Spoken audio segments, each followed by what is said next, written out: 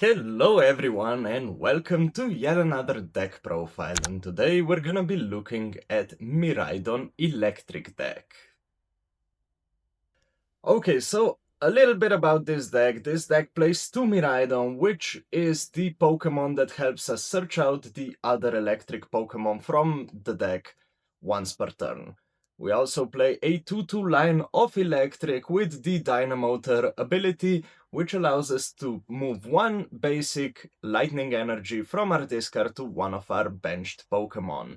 We also play 1-1 line of Magneton, which knocks itself out and moves three basic lightning energies from our discard to our Pokemon in any way we like. And for our main attackers, we have the Zeraora, which is an interesting addition to the deck, and it is used to bench snipe our opponents because it does 210 damage to one of our opponents' benched Pokemon EX, meaning we can easily one-shot Larias or Pheasant DPT on their bench, which is a very cool card to have. We also play 1 Iron Hands because, well, it is one of the best attackers in the game because it allows you to get an extra prize with the MPU very much attack. And we also have 1 Zekrom, which is another new card from the Black and White, and it is mainly used as a late game attacker because it does 130 damage plus 50 for each prize card our opponent has taken. So maximum damage output, I think, is 380. Correct me in the comments if I'm wrong. But apart from the Pokemon, we also have some of the support Pokemon as well, as you saw in the deck list before. We also play a classic 4-4-4 line of supporters, which is nothing crazy, nothing that Miraidon didn't do before. And we also play 15 energies, meaning that our 4 electric generators have a very high odds of hitting those energies and attaching them to our benched Pokemon.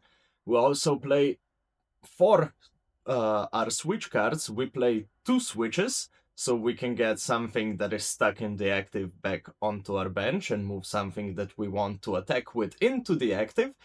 And we also play 1 air balloon, which reduces the retreat cost of of the Pokemon this tool is attached to by 2 colorless energies. So another thing about this deck, this is a deck that wants to go first to some extent, because, well, we can start with the setup, with the electric generators, with Miraidons, with everything, so that we have on our second turn already 1 electric up and running, or 1 Magneton and a lot of energies in the discard, so that we can get going and get attacking really, really fast.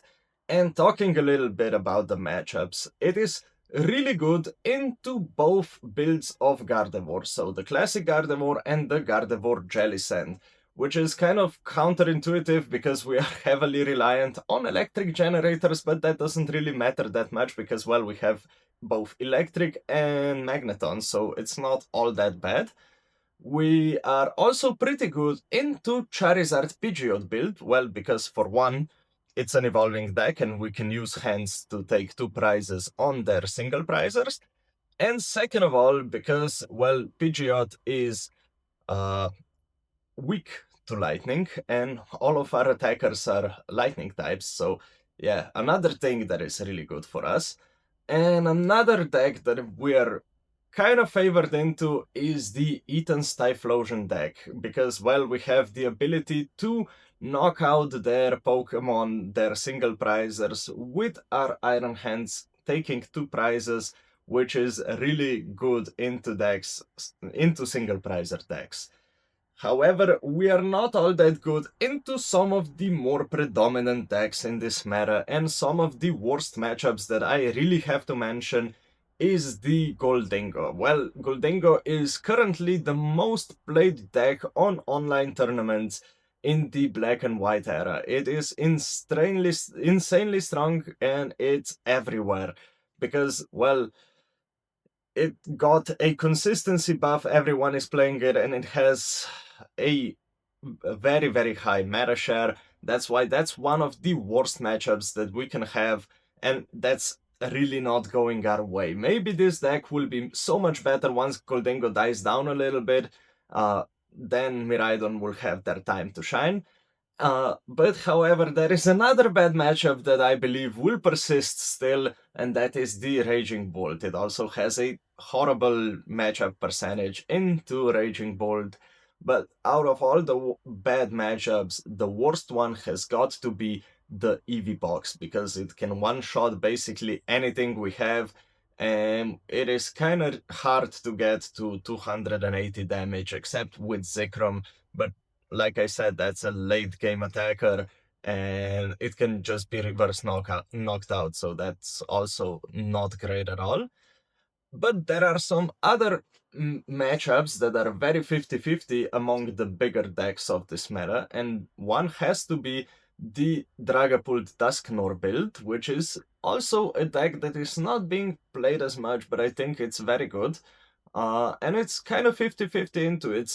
If we get the good start with generators hitting, with a good setup, we can beat them relatively easily.